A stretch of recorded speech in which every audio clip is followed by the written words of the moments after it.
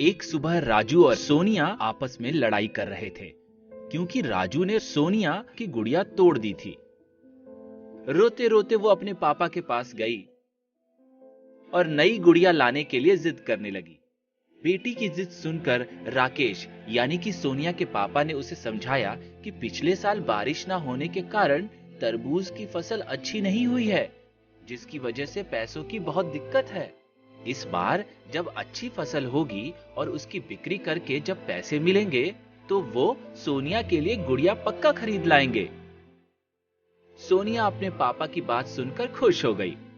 राकेश ने पिछले साल बहुत मेहनत की थी, पर उसके खेत में एक भी तरबूज नहीं उगा, जिसकी वजह से राकेश बहुत दुखी रहता था।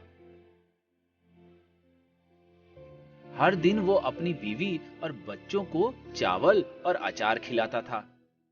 उसकी बीवी और बच्चे कभी भी शिकायत नहीं करते थे, पर राकेश जानता था कि उनका जीवन बहुत कठिनाइयों से बीत रहा है।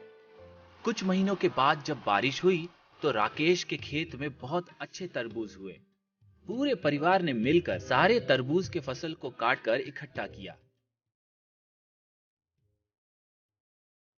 इधर बाजार में जमींदार अपने चेले के साथ बात कर रहा था कि इस बार कैसे कमाई ज्यादा की जाए। जमींदार ने कहा कि इस बार वो फसलों के दाम को आधा कर देगा और किसानों को आधा पैसा देगा, जिससे उसकी बहुत अच्छी कमाई हो जाएगी। उसके चेले ने बताया कि अगर जमींदार ने ऐसा किया तो अगले साल से किसान उसके पास आना बंद कर देंगे, जिसकी वजह से उसे दुगना घाटा हो सकता है। पर इसका एक उपाय है जिससे अच्छी कमाई हो जाएगी और किसान भी हर साल आते रहेंगे। अगली सुबह राकेश अपने तरबूज के साथ जमींदार के यहाँ पहुंचा। जमींदार ने उसके मीठे तरबूज की बहुत तारीफ की और उसे दुगना पैसा दिया।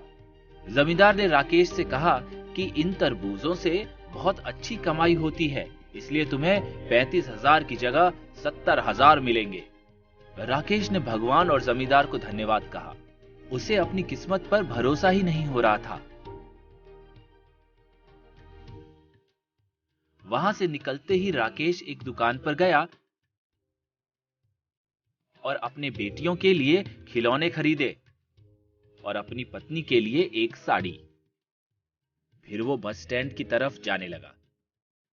जैसे ही राकेश बस पर चढ़ने वाला था, उसके पीछे दो गुंडे आए और पैसे छीनकर भाग गए। राकेश उनके पीछे दौड़ने लगा, पर पता नहीं वो दोनों चोर कहां गायब हो गए। राकेश रोता रोता वापस जमींदार के पास गया। मालिक, आप मेरी मदद करें। मेरे पैसों का बैग किसी ने चुरा लिया है। मेरी 1 साल की मेहनत उसमें थी। अब मैं बीवी बच्चों को क्या खिलाऊंगा? देख राकेश, तेरे पैसों का बैग तेरी वजह से चोरी हुआ है। उसमें मेरा कोई लेना देना नहीं है। तू यहां से चले जा। राकेश ने फिर भी मिन्नतें मांगी और कहा उसके घर पर खाने का एक दाना नहीं है। उसकी बात सुनकर जमींदार ने उसे एक तरबूज दे दिया और वहां से जाने को कहा। राकेश इस बार जंगल के रास्ते चला गया। उसके पास अब कुछ भी नहीं था, ना खिलाने को कुछ, ना कपड़े पहनाने को। जंगल के बीचों बीच वो सिर्फ एक तरबूज लेकर चला जा रहा था। तभी उसके सामने एक गरीब बुढ़िया आई और उसने कहा कि उसे बहुत दिनों से कुछ खाया और पिया नहीं है। क्या राकेश उसे वो तरबूज दे सकता है? राकेश ने तुरंत वो तरबूज उस बुढ़िया को दे दिया। उस बुढ़िया ने तरबूज लेते ही अपना रूप बदल लिया। वो एक देवी थी। उन्होंने राकेश को आशीर्वाद दिया। उस देवी ने कहा कि अपने गांव पहुंचते ही वो अपने खेत पर जाए, क्योंकि उसे उसके खेत पर कुछ मिलने वाला था। पर अपने खेत पर उसे अपने पूरे परिवार के साथ जाना होगा, तभी उस देवी का आशीर्वाद सार्थक होगा। राकेश असमंजस में था, पर उसने देवी माता को प्रणाम किया और अपने गांव गया। सबसे पहले उसने अपनी पत्नी को सब कुछ बताया और फिर सबके साथ अपने खेत पर गया। उन चारों को विश्वास ही नहीं हो रहा था कि खेतों में फिर से तरबूज उगाए हैं। राजू, सोनिया, राकेश और उसकी पत्नी ने मिलकर सारे तरबूज काट लिए।